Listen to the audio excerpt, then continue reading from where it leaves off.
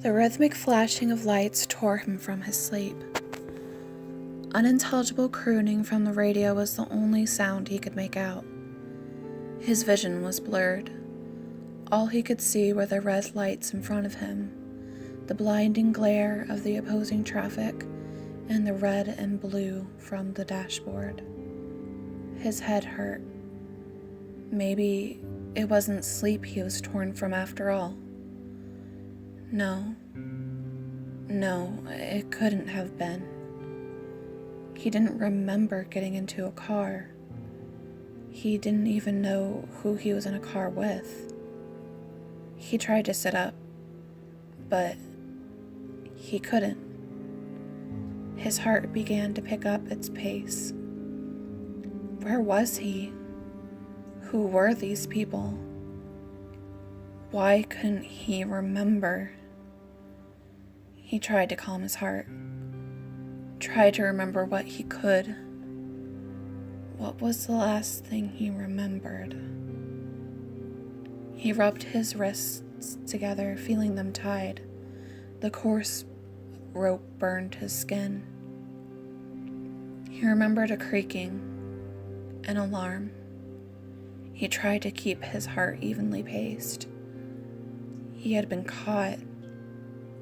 All of that time, all of that running, for nothing. There wasn't a gap. There wasn't any safety. He had been caught. He saw shadows in the front seat moving. There were two people. He didn't remember anyone he was running from being kind, but as the person in front of him reached out a hand and gently touched the driver, the action seemed almost tender. Were they talking? He couldn't tell. He couldn't make out anything besides the radio. The song slowly tapered off.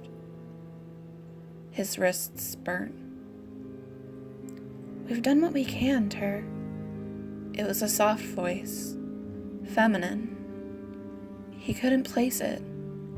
It wasn't familiar, and he didn't know that name either. Ter. "I know that." The voice was gruff, angry. He flinched as he heard it, his wrists popping painfully against the ropes restraining him. He couldn't muffle the low, pained mewl he let out.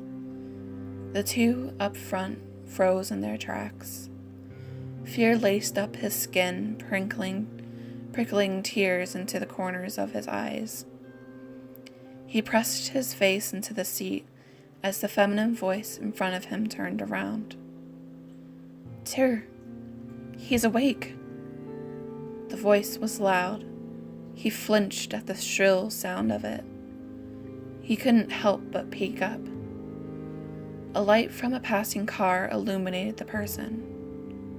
She was blonde, with hair like a halo. The silhouette of her made her look like an angel. He could almost believe that. "Hey there, honey. Sorry about the binding. We knew you might be hostile when you woke up. We didn't want to risk it."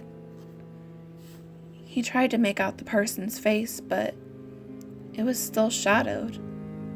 No one seemed to be behind them. He tried to sit up. "Go slow, darling," she started.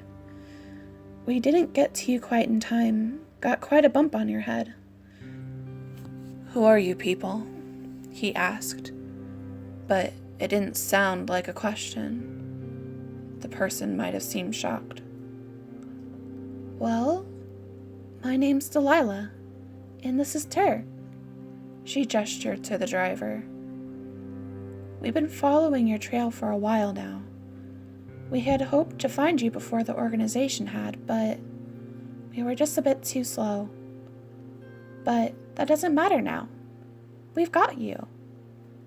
She seemed proud of the fact. "Why should I think this is any better than what it could have been?" he asked. Oh, now, that's a good question. Delilah started, seeming to pause and search for an answer.